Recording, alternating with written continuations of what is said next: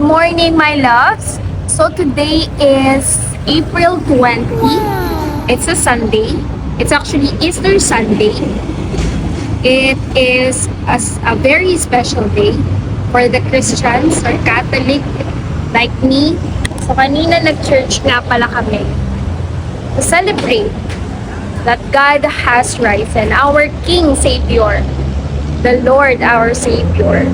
So also,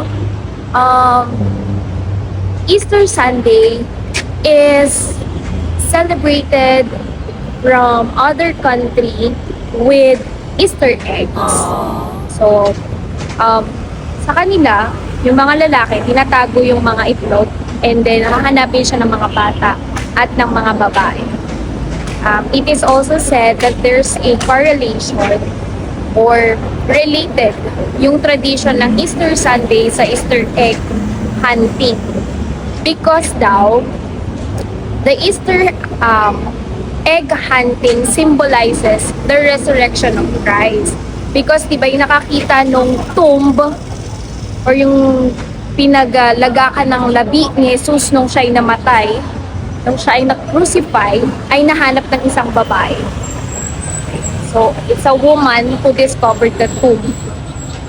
So, see, these are the traditions na ang saya lang ding gawin.